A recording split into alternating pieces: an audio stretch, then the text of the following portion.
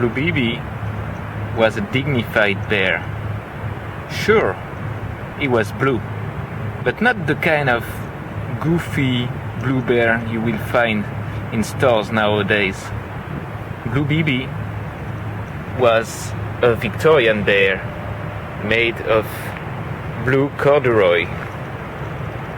He was calm, with a stiff upper lip, like a gentleman from London. He would always show his affection with understatement.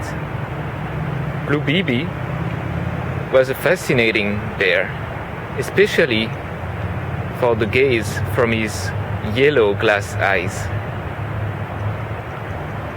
Blue Bibi was my grandmother's teddy bear. They would walk everywhere hand in paw, but sometimes everywhere was a bit too much for the dignified bear. He would get dirty, he would get injured, and my great-grandmother would then send him to the hospital with a little suitcase. After a week of two, Blue Bibi would come back, healthy and fresh as before, sometimes looking slightly different, but with the same unmistakable gaze. My grandmother told me that until she was 12 or 13, she had never questioned the hospital story.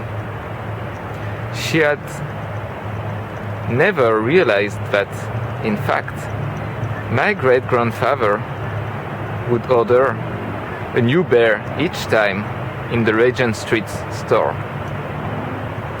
He would only keep the glass eyes in order to preserve Blue Bibi's unmistakable gaze.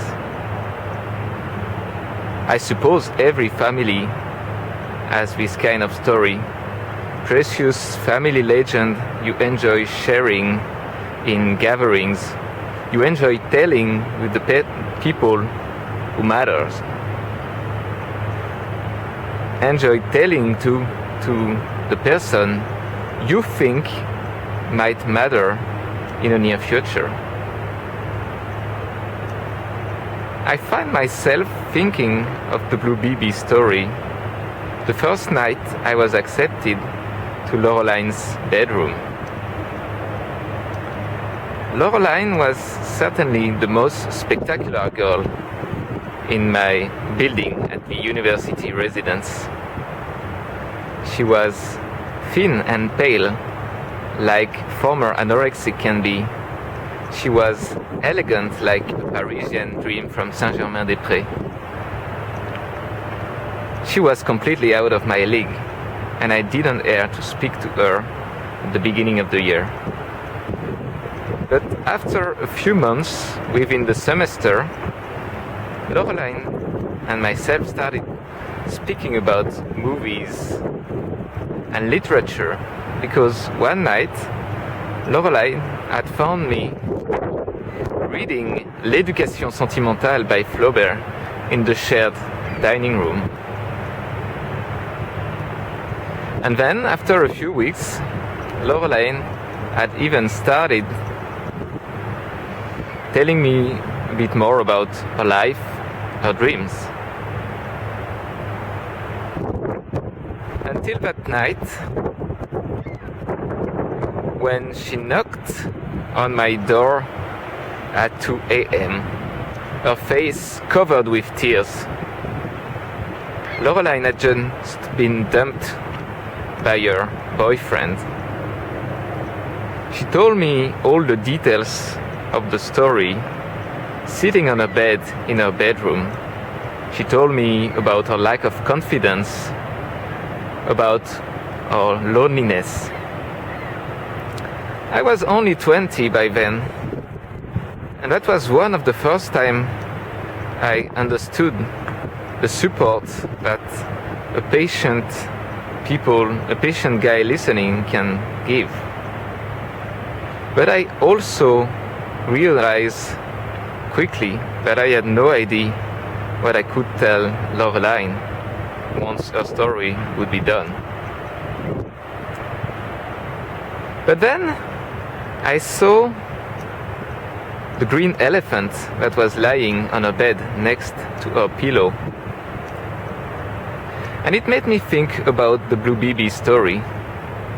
Blue Bibi, a trustable character who would always come back with the same support.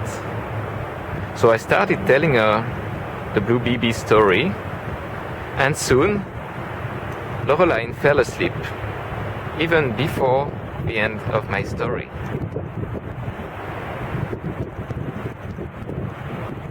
I silently went out of the room.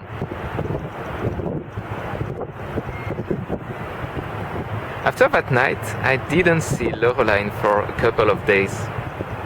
She didn't answer my calls.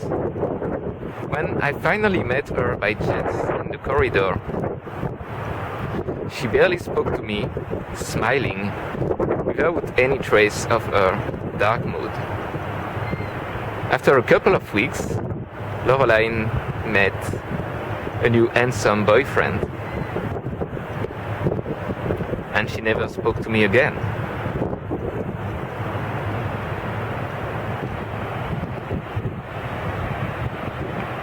As you can imagine, the anecdote had some consequences on the trust I had to people, on my relationship to girls and love.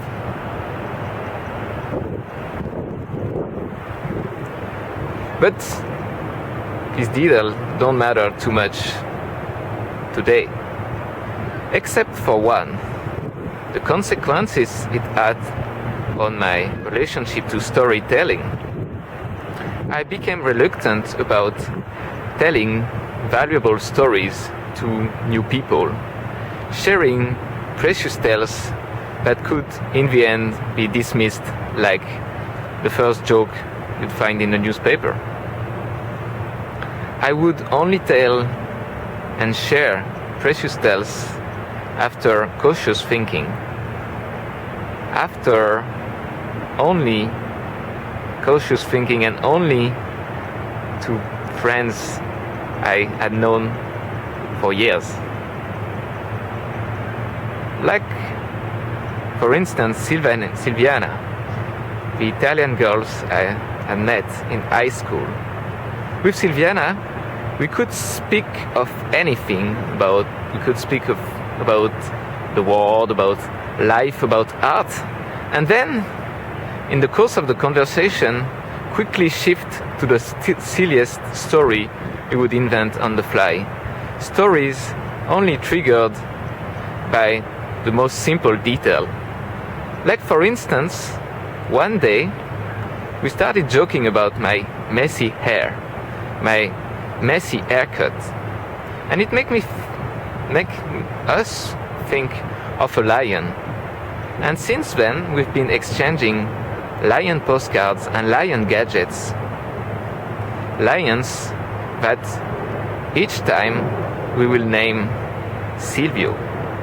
For instance, that year we spent that 1 week in Barcelona, and we had a 10 centimeter Silvio that remained all along in Silviana's purse, everywhere we went, almost everywhere, because on one of the final days, Silvio disappeared in the middle of Las Ramblas, in the middle of a crowd of thousands of tourists.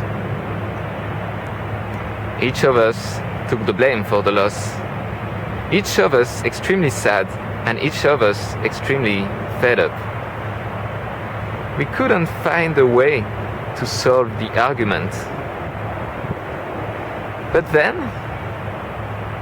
after a couple of unhelpful glasses of sangria, I started thinking about the Blue Bibi story. Blue Bibi, who would sometimes disappear for 2 weeks, but then come back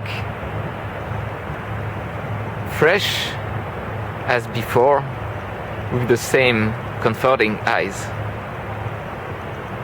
So I started telling the story to Silviana in it gave us some comfort that day.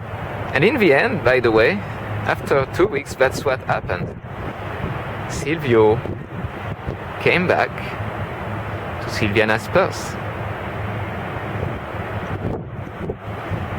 I'm sure you can think of a couple of different morals from this Blue Bibi story and its variations with girls over the years. Morals that I would not really believe in, because most of them are much too obvious and much too simple. Except for one, I will just say one thing. Keep telling stories. Because sometimes you will have the impression that the story gets dirty when it is told in bad conditions to unreliable people. But in the end, if you keep telling it over and over again, the story will come fresh and healthy as the first day, with the same comforting eyes.